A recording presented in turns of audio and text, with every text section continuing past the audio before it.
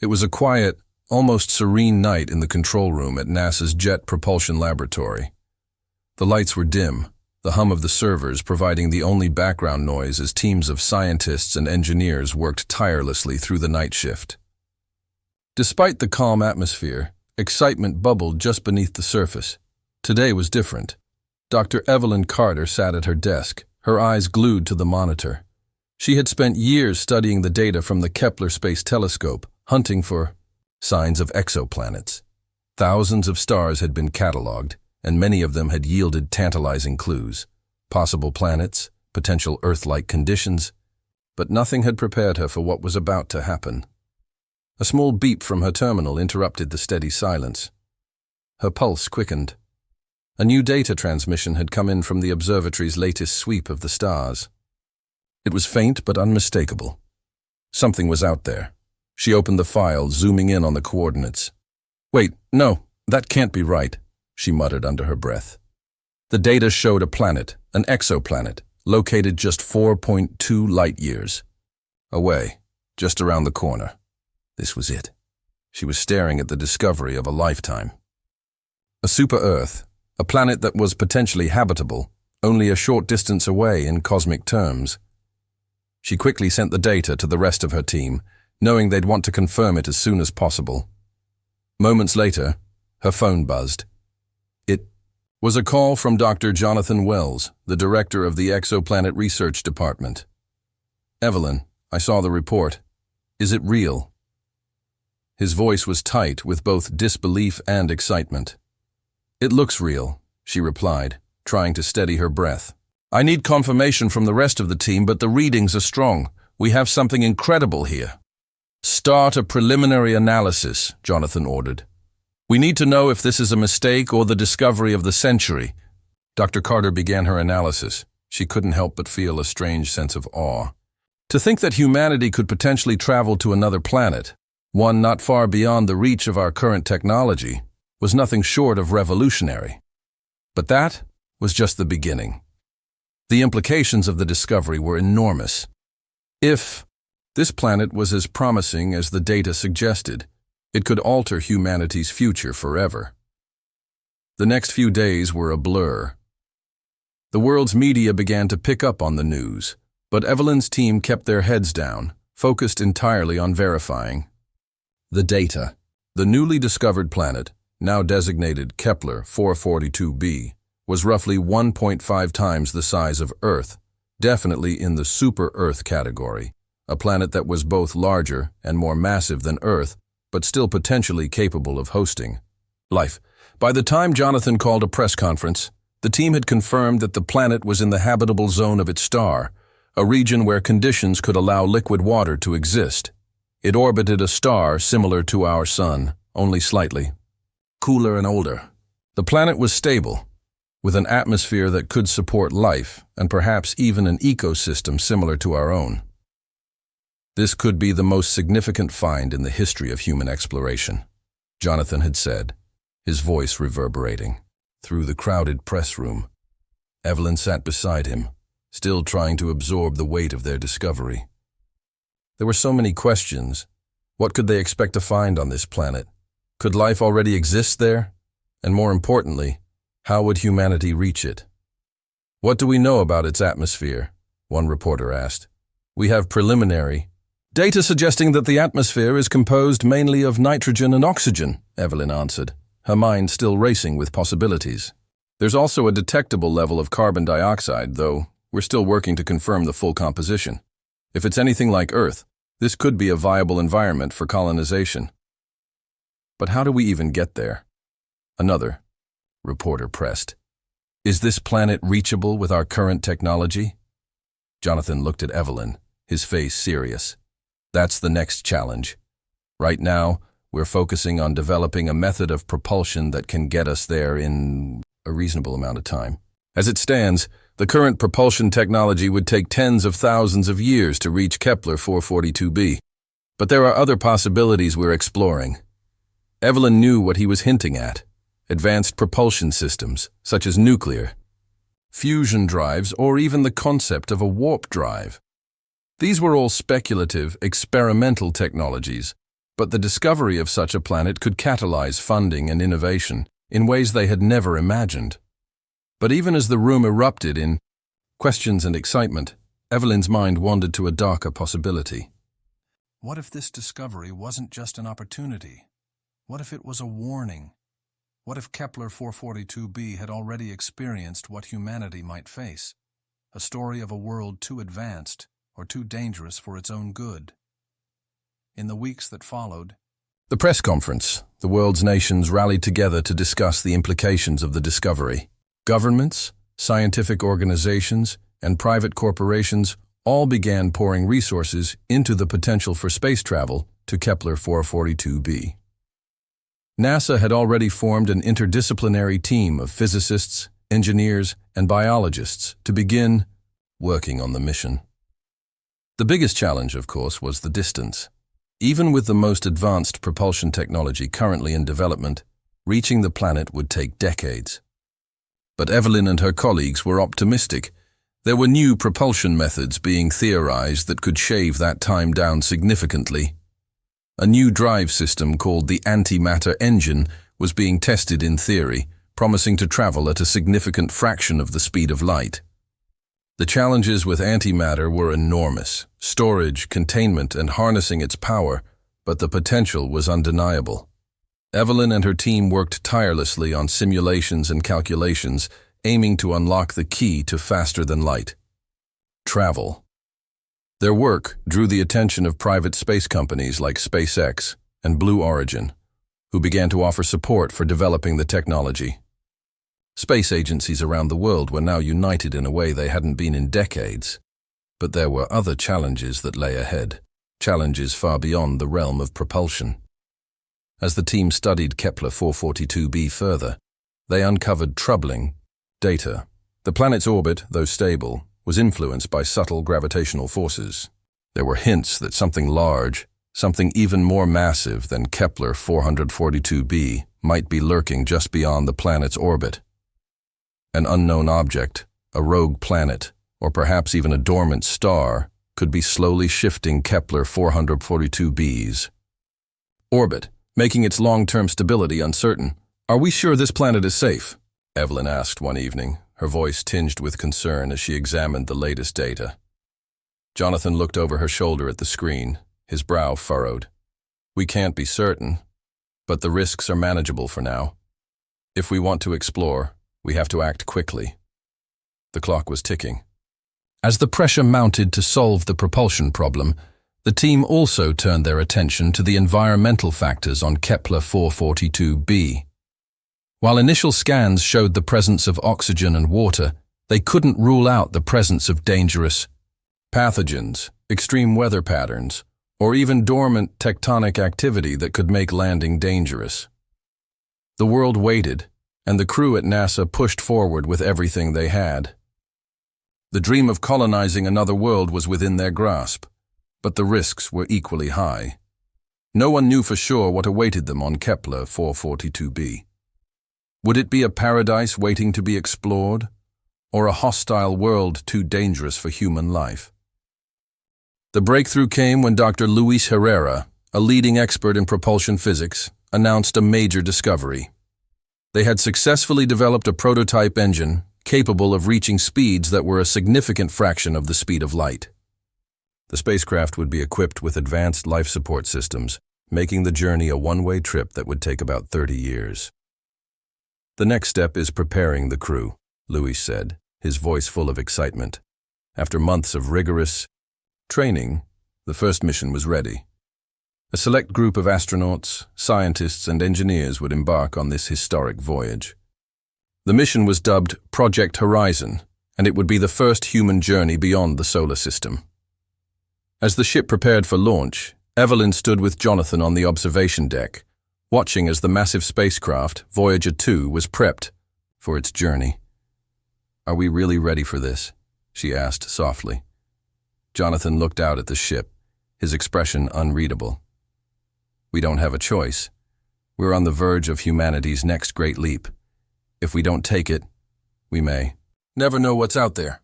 As Voyager 2 launched from Earth, The crew faced challenges and risks unlike any human being had faced before. As they left the familiar confines of their planet, the weight of their mission settled in. The journey ahead would be long, perilous, and fraught with uncertainty. But as the ship hurtled toward Kepler-442b, the first steps toward humanity's expansion into the stars were taken. The discovery of a super-Earth just around the corner had ignited a spark that could change the future of human civilization forever. The first few years of the Voyager 2's journey were a quiet, almost monotonous passage of time. The crew had settled into a routine: sleep cycles, exercise, work in their respective departments, and regular communications with Earth. The distance between them and home grew steadily, and Earth seemed more and more like a distant memory. Dr. Evelyn Carter spent most of her time in the ship's observation bay, staring out into the vast emptiness. As the lead scientist on the mission, she was responsible for monitoring the ship's scientific experiments and ensuring that the data collected on Kepler-442b would be as valuable as possible. But as the days passed, she couldn't shake the feeling that the journey to this new world was fraught with unforeseen dangers. Jonathan Wells, now the commander of the mission, held regular meetings with the crew to check on their progress and morale. The mission was a monumental step for humanity, but it came with its own challenges, most notably the isolation. "I think we're all starting to feel the weight of being so far from Earth," Jonathan admitted to Evelyn during a quiet conversation late one night. "The isolation, the unknown, it's taking a toll." Evelyn nodded. "It's hard to explain to people who haven't been here. We're so far away, but it's not just the physical distance. It's the mental strain, the unknowns ahead of us. I just hope we're ready for whatever's waiting on Kepler-442b." "I'm starting to wonder if we'll ever be ready," Jonathan said, his voice tinged with concern. "We know so little about what's out there, but we have to keep pushing forward. There's no turning back now." The ship's propulsion system hummed steadily, pushing them further into the void. They were now nearly a third of the way to Kepler-442b. The journey was long, but every day brought them closer to the answers they sought. However, the farther they traveled, the more the crew began to feel the effects of time and isolation. Dr. Luis Herrera, the propulsion engineer, was working on optimizing the antimatter engine, and the long voyage had given him plenty of time to experiment with new algorithms. Despite the progress, Luis had developed an increasingly jittery mood, a mixture of excitement and paranoia. One evening, Luis approached Evelyn with a peculiar concern. "Evelyn, you know I've been working on the antimatter containment system, right? We're fine, but I can't shake this feeling. Something doesn't feel right about the containment field. It's stable now, but..." He trailed off. "What do you mean?" Evelyn asked, a sharp sense of urgency creeping into her voice. "I don't know how to explain it. It's like the field's fluctuations are not random. I've run simulations, and they're off the charts. Something's affecting the containment that shouldn't be possible. I think the farther we go, the more unstable the field becomes." Evelyn's mind raced. "What kind of instability are we talking about?" Luis paused, his brow furrowed. "It's subtle, but there are signs of minor interference. Not enough to cause a breach, but enough that I'm starting to wonder if it's related to something external, something out there." "Keep me updated, Luis," Evelyn said, her thoughts swirling with concern. "If this becomes a bigger issue, we need to know as soon as possible." As Evelyn walked back to her station, the thought of external interference gnawed at her. Could there be something out there? Something they hadn't anticipated? The space around them was vast and empty, but their proximity to Kepler-442b was slowly increasing. What lay in the distance that could be affecting their systems? Months passed, and the subtle disturbances in the antimatter containment system seemed to grow more pronounced. Luis's concerns escalated as strange fluctuations continued to appear in the ship's systems. It was as if something was pulling at the ship from beyond the known space. There were no visual anomalies, No gravitational forces detected, just inexplicable data anomalies that made the crew uneasy. "We've tried everything," Luis said one evening, his voice strained. "I've recalibrated the entire propulsion system, checked every component, but this is beyond anything we've encountered." Evelyn stood next to him, observing the data. The readings from the antimatter containment system were increasingly erratic, and the gravitational field around the ship seemed to fluctuate. It was as though the ship was being tugged by an invisible force, but the sensors showed no objects nearby, no planets, no stars, nothing that should be causing these anomalies. "This doesn't make sense," Evelyn muttered to herself. "Could it be something natural? A cosmic event we haven't anticipated?" Luis shook his head. "Whatever it is, it's not natural.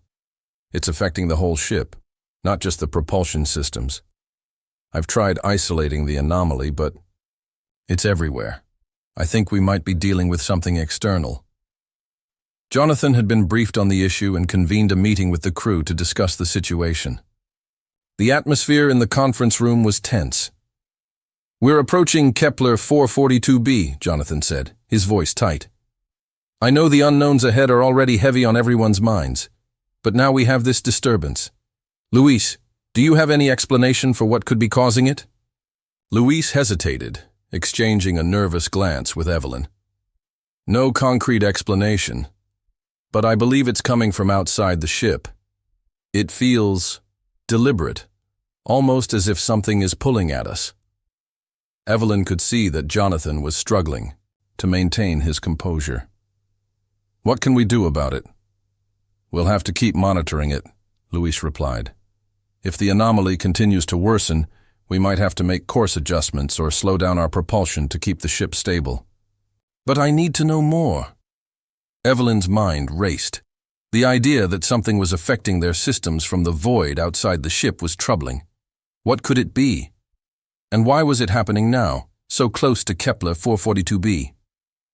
After nearly a decade in space, the Voyager 2 finally arrived at the outer reaches of Kepler-442b's orbit. The planet loomed in the distance, a pale blue orb floating against the blackness of space. The team had studied the planet's atmosphere for years, but now they were finally here, on the brink of a new era for humanity. The ship had barely entered the planet's orbit when the strange gravitational fluctuations intensified. This time it wasn't just the propulsion systems that were affected. The entire ship seemed to vibrate under the strain, as though something immense was influencing its trajectory. "Jonathan, we need to land soon," Evelyn said, her voice urgent. "This instability is getting worse. If we don't act, we may not have control of the ship much longer." Jonathan turned to his crew. "Prepare for landing procedures. We're going to settle on Kepler-442b." As they prepared to descend, Evelyn's heart pounded in her chest. She had dreamed of this moment for years, but now, faced with the growing uncertainty, she couldn't help but wonder what awaited them on this distant world. Was it the paradise they had hoped for, or was it hiding a dark secret? The Voyager 2 began its descent, cutting through the alien atmosphere of Kepler-442b. The planet's surface was shrouded in mist, and clouds roiled ominously overhead. No sign of life yet. But the crew had only just begun their exploration. Evelyn stood by the observation window, staring at the mysterious world. She couldn't shake the feeling that something was wrong. The anomalies outside the ship had intensified as they approached the planet. Was it the planet itself causing the disturbance? Or was there something even more mysterious waiting for them on Kepler-442b? "Brace for landing," Jonathan's voice came over the intercom, cutting through Evelyn's thoughts. The Voyager 2 made its final descent toward the surface of Kepler-442b, and the crew held their breath. The Voyager 2 touched down on the surface of Kepler-442b with a soft thud. The landing was smoother than expected, though the ship had been fighting against the gravitational disturbances for days. Evelyn, Jonathan, and the rest of the crew took a deep breath, knowing that they had just crossed an immense threshold. They had arrived on a new world. Through the observation windows, the planet's surface stretched out before them, a rugged, rocky terrain covered in thick, swirling clouds. The atmosphere was dense with water vapor, giving the world an eerie, foggy appearance.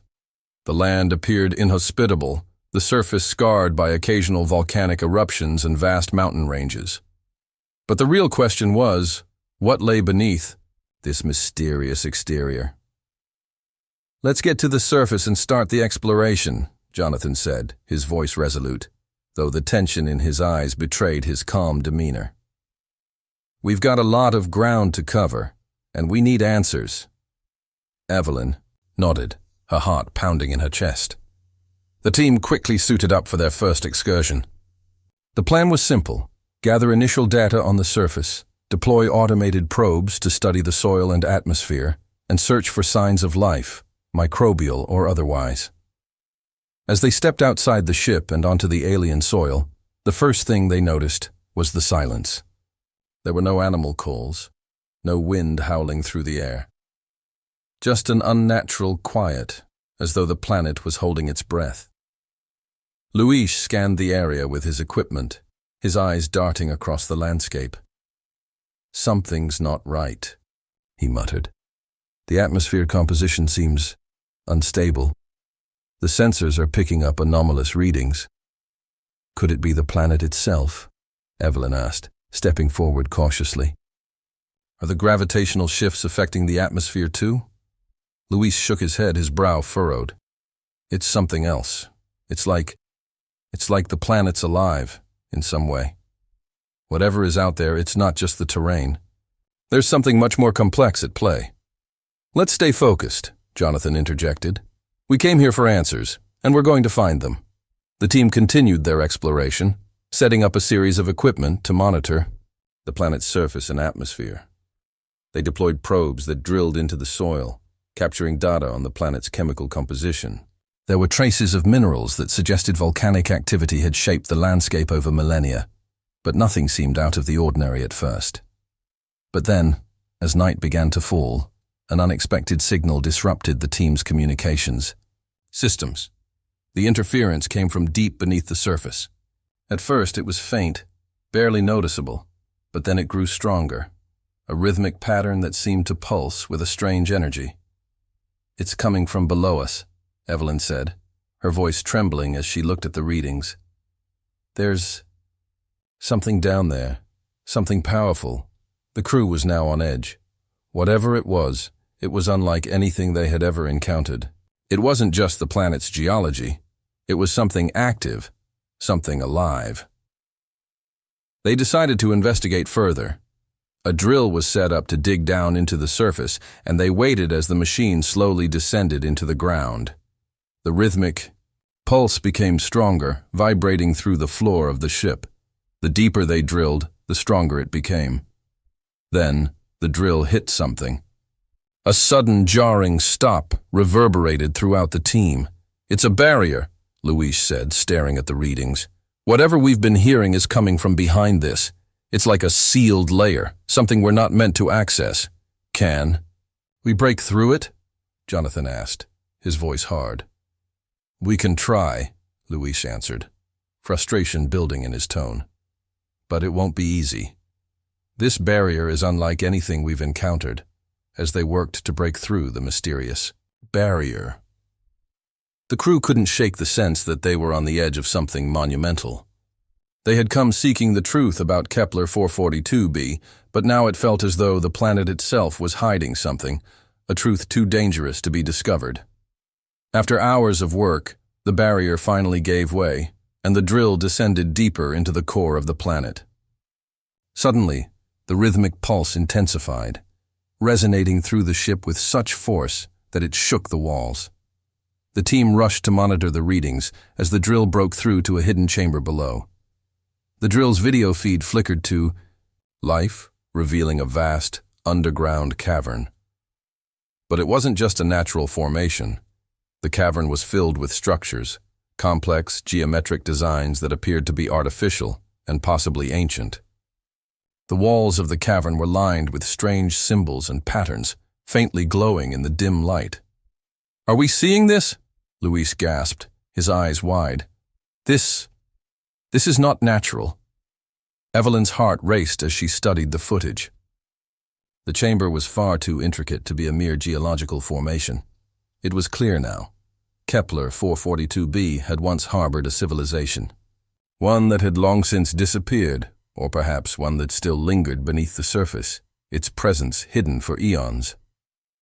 "Start collecting samples," Jonathan ordered, his voice steady despite the shock he was feeling. "We need to understand what we're dealing with."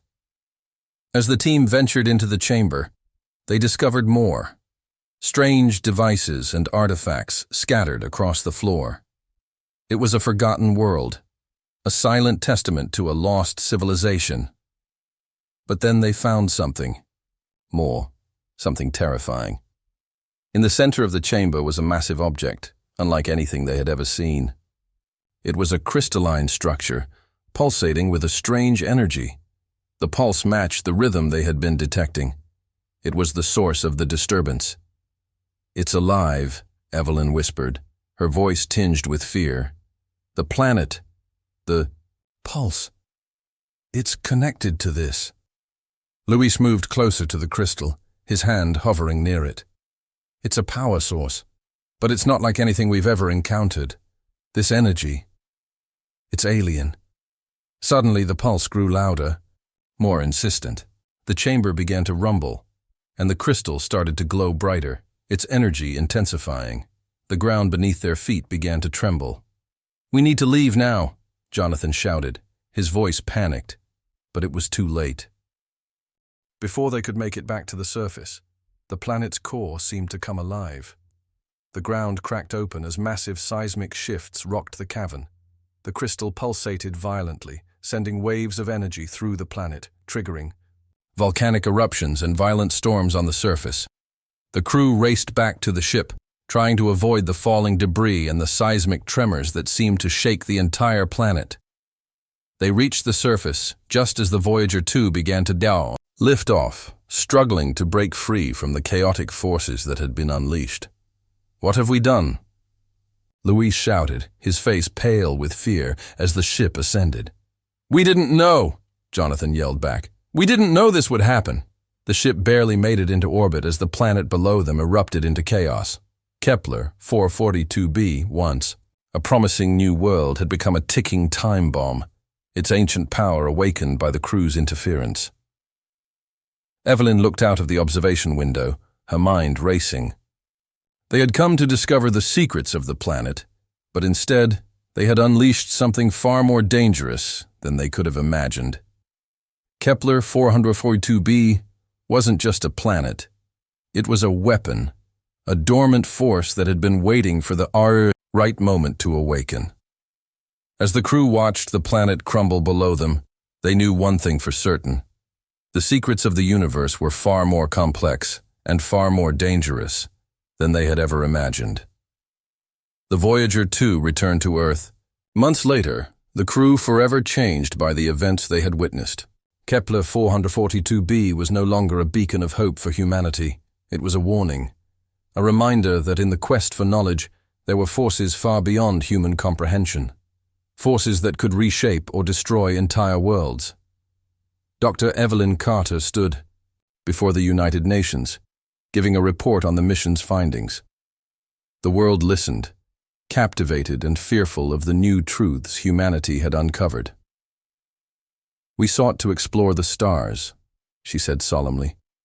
"But we must never forget that some mysteries are better left unsolved."